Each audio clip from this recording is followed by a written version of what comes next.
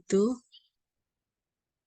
okay, the entrepreneur is a technology savvy entrepreneur, creative, innovative, and dynamic.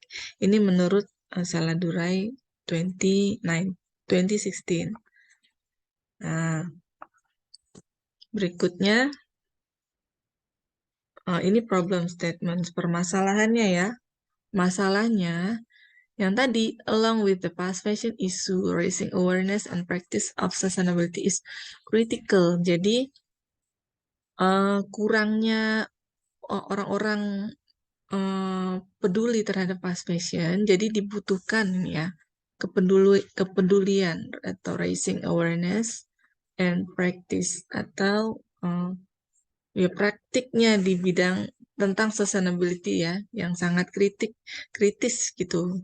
Kita belum memanfaatkan teknologi untuk membuat semuanya menjadi semua praktik-praktik di fashion design menjadi lebih sustainable. Nah, lalu tadi based on SDGs, lalu the rapid development of technology, ya kan? Penggunaan teknologi itu sebenarnya impact ke ekonomi challenges dan opportunities-nya itu sudah sangat pesat. Tapi kok ya para entrepreneur ini belum memiliki ini attitude, ya, sikap dan aksinya terhadap sustainability yang harusnya sudah harus melek terhadap apa tuh? Melek terhadap teknologi. Ini menurut beberapa ahli yang didapati dari beberapa artikel gitu ya, banyak deh. Jadi ibu masukkan ke dalam sini. Jadi bukan menurut pendapat ibu. Jadi nanti kalau kalian membuat tugas di PMP, mata kuliah PMP, begitupun di skripsi, itu jangan berdasarkan kalimat sendiri. Lebih banyak pendapat lebih baik. Ini Ibu mencari menurut Alias, menurut Chai and Choi, menurut Palombo Lovinci, menurut Armstrong and Connell and Kauser. Masih banyak sebenarnya, tapi Ibu masukkan segini aja. Nah, jadi ternyata teknologi and sustainability should be incorporated into fashion education and within in the fashion industry. Ini menurut Palomo, Lauren Kaplan, and Ji-hyun. Kenapa sih lulusannya itu, kenapa sih teknologi dan sustainability itu harus masuk ke dalam sebuah kurikulum fashion education? Kenapa coba? Ada yang tahu nggak jawabannya? Ada yang tahu kira-kira jawabannya apa? Karena ini, the skill to operate technology and digitization positively impacts fashion design and technology-based entrepreneurship will be a future opportunity in the apparel industry. Jadi, kalau kalian memiliki orientasi technopreneurship, ya, kalian paham mengenai teknologi, bahwa teknologi itu akan membuat suatu pekerjaan yang lebih ramah lingkungan, ini akan menjadi peluang di masa depan apparel industry karena kalian akan bekerja di industri fashion.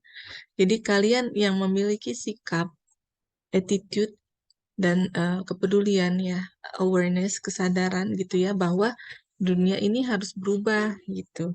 Dunia ini nggak boleh uh, dikotori gitu karena kita masih memiliki anak cucu yang nantinya harus tetap bisa merasakan bahwa penggunaan yang kita lakukan sekarang di industri apparel itu sangat mengotori lingkungan. Nah, bahkan sekarang industri apa namanya udara di Jakarta juga katanya lagi nggak baik kan. Nah, itu mungkin salah satunya penyumbang. Nah, penyumbangnya adalah mungkin dari mesin-mesin itu ya, industri. Nah, karena kalian memiliki orientasi yang teknopreneur, kalian memiliki kemampuan untuk oh iya ya, kalau saya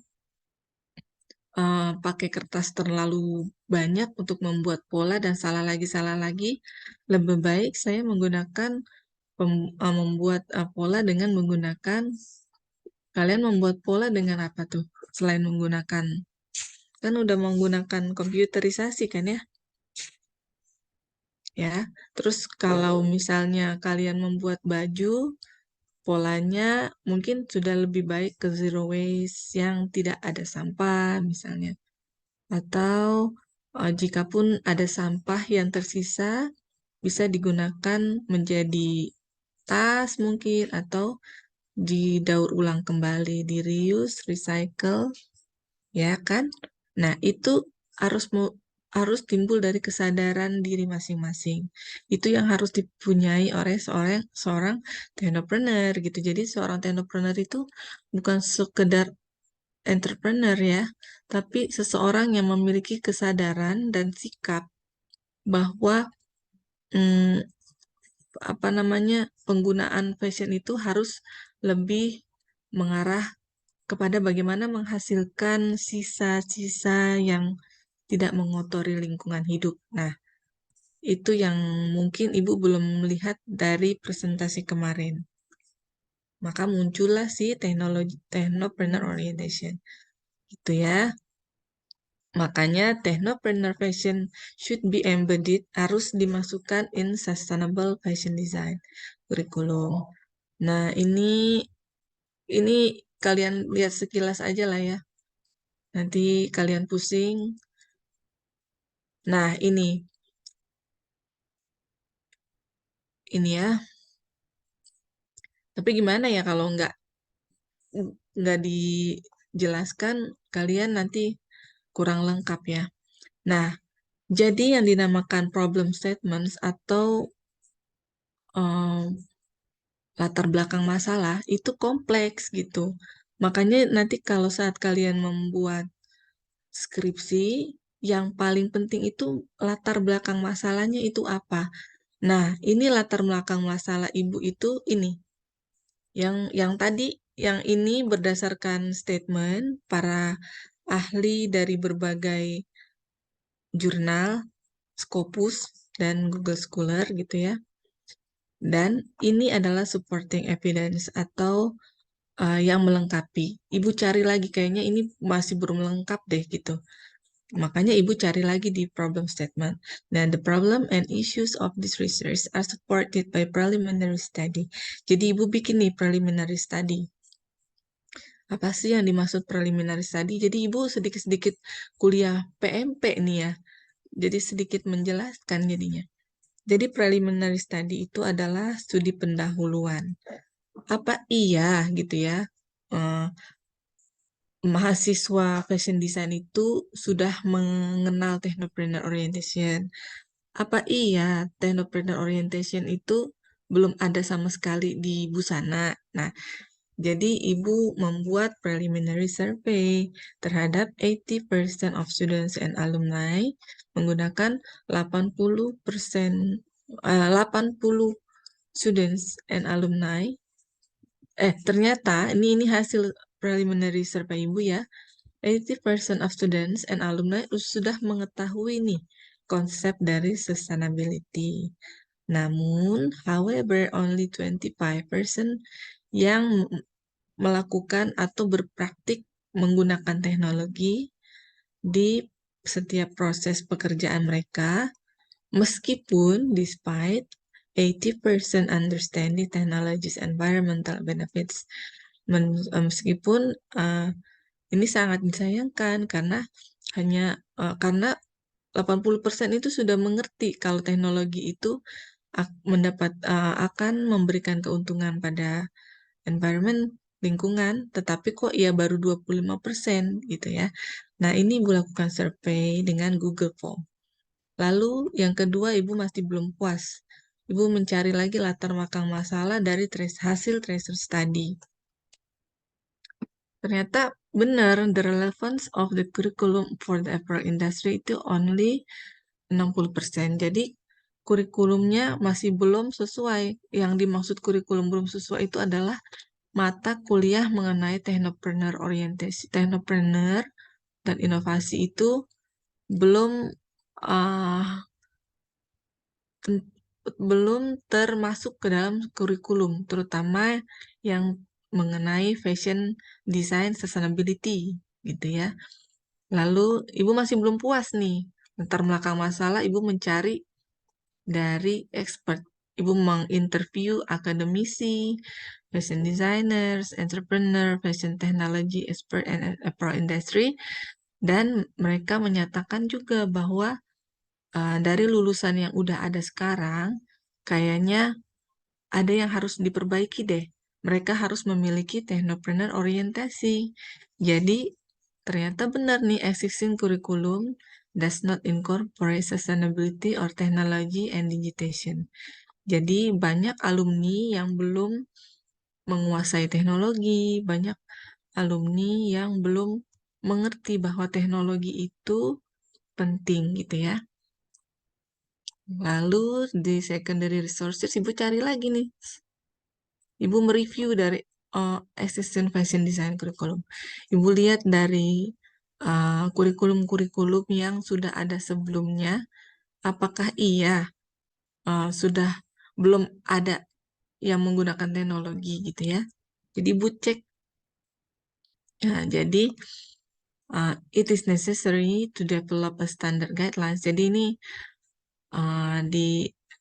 kenapa Ibu buat penelitian ini karena berdasarkan ini problem masalah ini. Jadi Ibu buat standard guidelines of a sustainable fashion design curriculum based on technopreneur orientation creation. Nah, ini adalah the current fashion design curriculum in Indonesia yang Ibu cari dari universitas di Indonesia ya. Ibu sebut karena kita nggak boleh nyebut judul university-nya, jadi Ibu tulis University 1, 2, and 3. Jadi Ibu lihat di sini ada yang sudah menggunakan komputer, ada yang belum, tapi untuk mata kuliah Sustainability Fashion Design dan Technopreneur Orientation-nya belum ada gitu. Nah, berdasarkan itulah penelitian ini sangat penting gitu. Nah, nanti kalian juga seperti itu ya kalau membuat latar belakang masalah penelitian. Oke, ini sekilas mengenai apa namanya penelitian Ibu. Ini penelitian Ibu waktu S3. Ibu lihat kan sedikit aja ya. Sekilas takutnya kalian pusing. Nah, jadi ini Sustainable Fashion Design Framework. Kenapa sih technopreneur orientasi ini penting? Itu. Nah, ini pusing ya kalian lihatnya. Nanti Ibu jelaskan ya. Ini presentasi Ibu waktu kuliah S3 ya. Ini hasil perhitungannya dan ini sudah berdasarkan dari hasil perhitungan. Jadi technopreneur orientation ini bukan sekedar nggak Ibu hitung ya. Ini ada hitungannya, ada hasilnya, ini nilainya ya. Nih, jadi yang harus dimiliki technopreneur itu adalah ini. Ada di entrepreneur orientation, harus memiliki autonomy, innovativeness, proactive, risk-taking. Technopreneur harus memiliki ini. Ini sudah dihitung dan nanti kita mulai apa sih yang harus dimiliki technopreneur. Ya, ini udah pakai metodologi discriminant validity. Nah, mungkin ini terlalu jauh, nanti Ibu nggak ceritakan. Jadi Ibu menjelaskan mengenai technopreneur orientation-nya aja. Nah, ini sekilas. Nah, ini yang harus ada di kurikulum. Ini yang Ibu cari waktu Ibu kuliah S3. Seperti itu ya. Nah, oke, kita balik lagi ke penulisan tadi.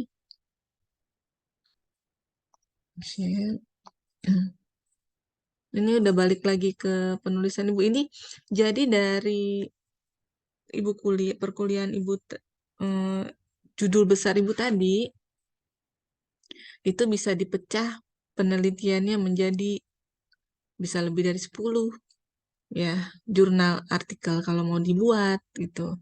Jadi dari satu kali Ibu membuat Ibu lulus kuliah itu bisa menghasilkan lebih dari 10 artikel.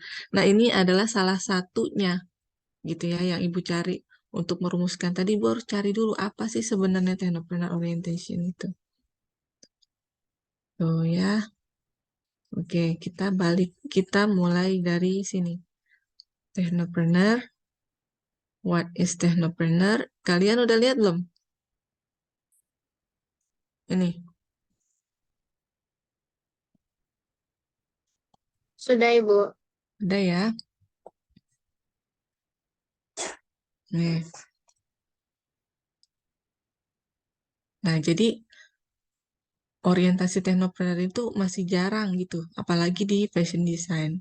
Nah, dimensi kewirausahaan dibahas secara luas di berbagai disiplin ilmu, tapi teknopreneurnya sendiri belum dibahas dengan matang gitu ya, apalagi khususnya pada fashion design. Nah, nah ini yang dibahas pertama adalah entrepreneurship orientation. Nah, kewirausahaan menyiratkan konsistensi bisnis atau pekerjaan, inovasi konseptual, dan hasil yang menjanjikan. Ini menurut Drucker. Dengan kewirausahaan kreatif menunjukkan pilar kemajuan ekonomi di negara-negara berkembang. Sebagai salah satu instrumen penggerak pembangunan ekonomi nasional yang dinamis, kewirausahaan memfasilitasi pertumbuhan yang berkelanjutan dan yang seimbang. Ya. Seorang wirausahawan menciptakan solusi yang inovatif untuk suatu masalah dengan mengambil resiko dan mencari peluang dari mencari peluang dari mana-mana aja gitu ya. Itulah seorang wirausahaan. Jadi misalnya ada suatu produk yang belum tercipta. Nah, itu bisa menjadi peluang nih bagi wirausahaan. Nah, sebagai instrumen dinamis yang mendorong pembangunan ekonomi nasional, lalu orientasi kewirausahaan merupakan uh, orientasi yang memiliki autonomi. Otonomi itu artinya, maksudnya kesadaran apa? Maksudnya otonomi itu adalah dari dari usahanya itu sendiri ya, kebebasan untuk berotonomi. Lalu inovasi, proaktif, dan keunggulan kompetitif, juga pengambilan risiko. Nah, baru deh kita masuk ke technopreneur orientation. Nah, technopreneur ini secara konstan mengubah gagasan yang baik menjadi usaha komersil yang menguntungkan. Sementara technopreneurship menyiratkan atribut integral antara kemampuan mengaplikasikan teknologi juga mengembangkan bisnis gitu ya. Nah, technopreneur menggunakan inovasi teknologi yang diubah menjadi produk atau layanan yang dikomersialkan, tentunya dengan menggunakan teknologi. Makanya kemarin kalian dari beberapa contoh, kalian mencontohkan ada Shopee, ada apa lagi tuh? Tokopedia, yaitu adalah salah satu komersialisasi produk inovatif menggunakan teknologi dengan menjual hasil produk-produk sepatu, baju, dan lain sebagainya. Jadi mereka sudah memiliki orientasi teknopreneur gitu ya. Nah, dengan demikian dimensi kewirausahaan berdasarkan teknologi ini sangat diprioritaskan. Berarti adalah kewirausahaan yang menguasai teknologi yang dapat menciptakan ide masa depan yang prioritasnya tetap kembali lagi ke teknologi. Sampai sini ada yang tanya?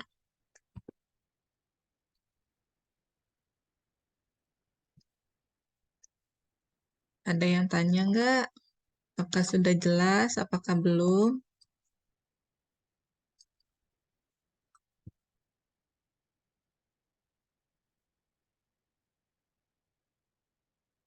Ada pertanyaan? Any question? Ibu lanjut? Boleh, Ibu. Oke. Nah, jadi kalau seorang entrepreneur fashion design itu nggak cukup yang hanya menguasai teknologi aja, tetapi juga harus menguasai atau memiliki kesadaran sustainable. Jadi ini ada dua ya, fashion sustainability awareness, kesadaran. Satu lagi fashion sustainability attitude, sikapnya. Jadi kalau udah sadar harus bersikap. Ini menurut Hur and Cassidy penelitiannya di tahun 2017 ya, masih terbaru. Nah, ini adalah figur jawaban partisipan terhadap kesadaran di sustainable fashion design. Jadi, seorang technopreneur itu uh, juga harus memiliki kesadaran-kesadaran ini ya terhadap fashion sustainability. Apa aja? Nih, pertama menggunakan choice of eco materials, penggunaan material yang ramah lingkungan, lalu control of hazardous substance, menggunakan minimalisasi apa ya kimiawi yang berbahaya, lalu green energy, dia harus ini menurut penelitian dia harus menggunakan energi-energi yang green gitu ya, yang ramah lingkungan, lalu life cycle assessment, eco labeling, manufacturing waste nih, apa namanya limbah manufakturnya, ethical ya etika. Kalian kan udah pernah dengar kan ethical fashion? Nah ini jadi etika fashion yang beretika. Jadi maksudnya kita menggunakan baju itu eh, ya sekarang banyak yang menggunakan ini ya bahan-bahan yang ramah lingkungan kan lebih menggunakan serat-serat alam. Lalu clothing distribution and package, ethical consumption, ya, upcycling and repairing, recycling, consumer care and washing, mencucinya bagaimana, sabun cucinya bagaimana, clothing disposal, pembuangan. Nah, kalian buang baju yang tidak terpakainya itu bagaimana? Cradle to cradle design, cradle to cradle design maksudnya gini. Misalnya kalian bikin desain berkelompok gitu ya, satu tema. Nah, bahan dari orang yang pertama ini kan ada sisa. Kalian gunakan deh, kayak seperti kemarin, Ibu membimbing untuk Indonesia Fashion Week kan mahasiswa kemarin ada ya yang tampil di Indonesia Fashion Week. Kalian tahu nggak ya? Ada yang pernah dengar nggak ya? Mahasiswa kita kemarin tampil di Indonesia Fashion Week. Pernah dengar? Dengar Ibu. Dengar ya? Tahu Nah, Ibu. dengar ya. Nah, desain-desainnya itu adalah cradle to cradle design. Kebetulan Ibu yang bimbing. Jadi bahannya si desainer pertama dipakai, sisanya oleh desainer kedua. Juga berikutnya jadi tanpa limbah, gitu ya. Lalu socio-cultural human well-being. Nah, ini juga jadi nggak cuman limbahnya aja, tapi bagaimana dengan sosial kultural masyarakatnya? Apakah pekerjanya dibayar dengan baik? Apakah pekerjaannya hmm, apa ya tidak maksudnya gini, dia harusnya bekerja 8 jam, tapi dia dipekerjakan lebih dari itu. Nah, itu juga tidak tidak humanly gitu ya. Lalu corporate social responsibility-nya terhadap perusahaannya ini eh, terhadap social responsibility-nya bagaimana. Lalu sustainable product service system-nya, apakah produk sistemnya ini juga eh, dilakukan secara sustainable atau eh, misalnya di perusahaannya menggunakan kertas gitu ya, menggunakan kertas eh, banyak salah lagi gitu ya. Lah lebih baik kita menggunakan email, mungkin bisa pengurangan limbahnya seperti itu. Nah, ini salah satu yang harus dimiliki oleh seorang teknopreneur. Jadi bukan hanya kewirausahaan, tapi kewirausahaannya yang yang memiliki kesadaran dan sikap akan keberlanjutan passion itu sendiri. Makanya technopreneur orientation ini luas, khususnya untuk fashion design. Nah, untuk sustainability attitude-nya karena sudah mengetahui bahwa pentingnya kesadaran akan uh, sustainability fashion ini, maka harus ada attitude of sustainability. Karena levelnya ini udah level of importance, udah level of interest, ada interestnya. Jadi kita harus tertarik. Nah, level of importance ini udah sangat penting, udah sangat genting gitu ya. Lalu level of responsibility-nya kita harus respon terhadap, oh iya, kalau saya mendesain begini polanya, sisanya banyak ya. Terus limbahnya mau dikemanain gitu ya. Level of involvement, pengembangannya bagaimana. Lalu level of ekspektasi. Nah, level of ekspektasi ini ekspektasi kita dari desain ini harusnya bisa mengurangi limbah nih gitu. Lalu level of priority in design. Nah, jadi seorang technopreneur di fashion design harus memiliki ini banyak ya gitu. Jadi nggak cuma kewirausahaannya yang inovatif, tapi juga harus peduli terhadap lingkungan. Ini yang sudah Ibu teliti bahwa technopreneur fashion design. Makanya Ibu selalu, kalian nonton fashion design pagelaran tahun kemarin nggak? Saya Hadir? nonton Ya, tadi. itu latar belakangnya itu kan atas masukan Ibu juga ya. Jadi semuanya harus mengarah ke teknologi. Jadi mereka sudah menggunakan teknologi dalam desainnya, sustainability. Hmm, karena Ibu kemarin memang kondisinya lagi kurang fit, jadi Ibunya nggak hadir, sayang.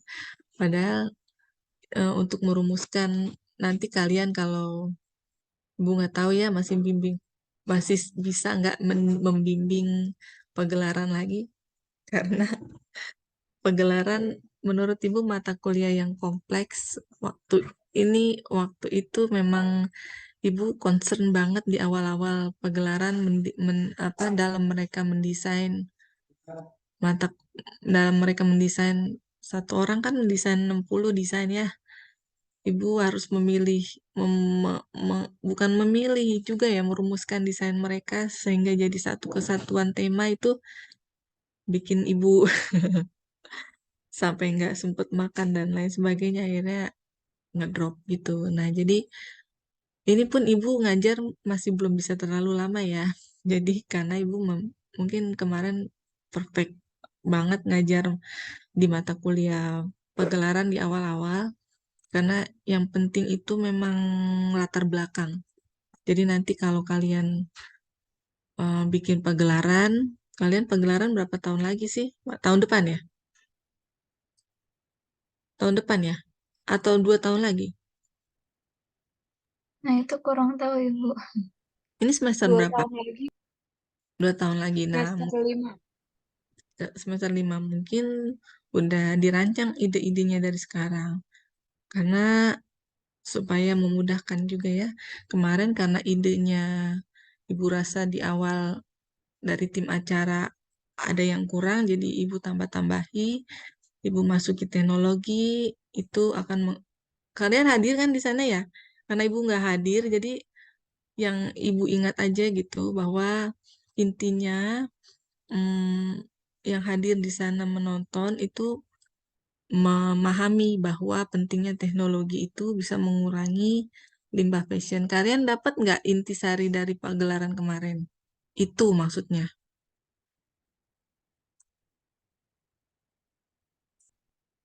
Waktu kalian nonton fashion show kemarin, apa yang ada di benak kalian? Ingat nggak?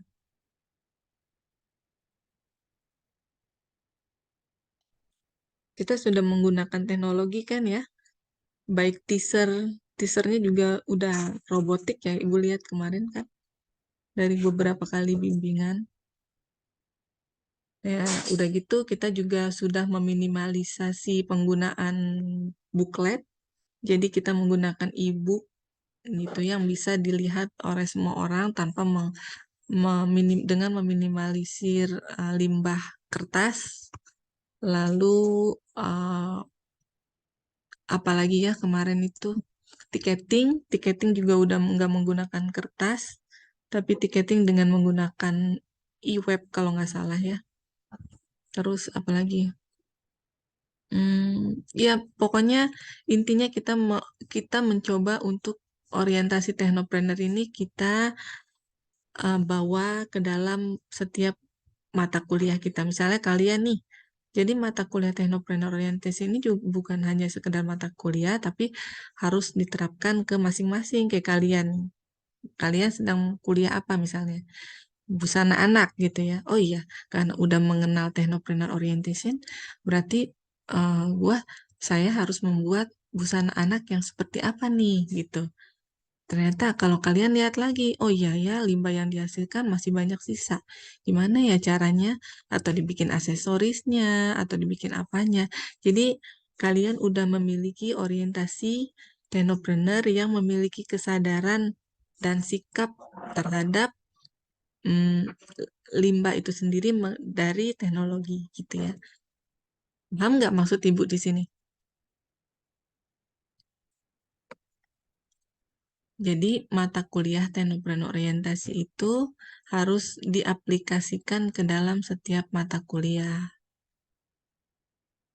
Misalnya, ini misalnya ya, ada mata kuliah eh, pegelaran busana pengantin. Harusnya perhitungannya matang tuh. Yang digunakan berapa meter. Ternyata meleset, akhirnya nyisa. Begitu juga dengan pembelian mute. Harusnya penggunaannya sekian, kalian beli berlebihan, akhirnya tidak terpakai. Nah, itu salah satu orientasi teknopreneur. Kalau udah punya orientasi teknopreneur, berarti, oh harusnya ini nggak bisa begini, gitu. Karena akan menghasilkan tumpukan-tumpukan sampah. Nah, jadi ini adalah aplikasi mata kuliah yang bisa diaplikasikan ke setiap mata kuliah, gitu. Paham nggak maksudnya di sini? Paham, Ibu. Paham ya? Oke. Jadi, hmm, ini kita masuk minggu depan, jadi ini Ibu sekilas, karena yang Ibu lihat kemarin presentasi belum menyenggol-nyenggol gitu ya, menyinggung mengenai ini, bahwasannya ini adalah yang paling penting di busana khususnya. Ibu nggak tahu kalau teknopreneur di teknik mesin seperti apa, tapi karena kita teknopreneur orientasinya di fashion design, ya berarti harus berorientasi kepada juga memiliki sikap dan kesadaran akan uh, fast fashion itu sendiri, gitu ya.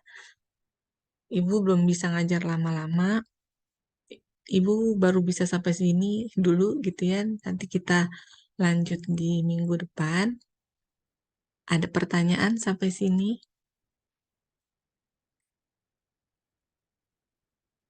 Ada pertanyaan?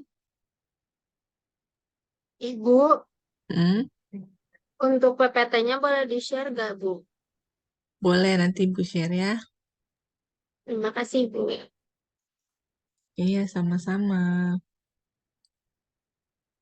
Oke, ada lagi yang mau ditanya. Kalian mau ini ya, mau foto screenshot dulu ya? Iya, Ibu. Oke, ini tadi di record dari awal nggak? Enggak, Ibu. Pas yang Ibu bahas penelitian Ibu yang tadi itu Oh, kepotong sedikit sih, Ibu. oke, nggak apa-apa. Ini Ibu stop share. Kita ketemu lagi minggu depan. Nanti takutnya kalian ada yang keluar lagi ya. Kita foto aja sekarang ya. Oke, semuanya on-cam ya, teman-teman.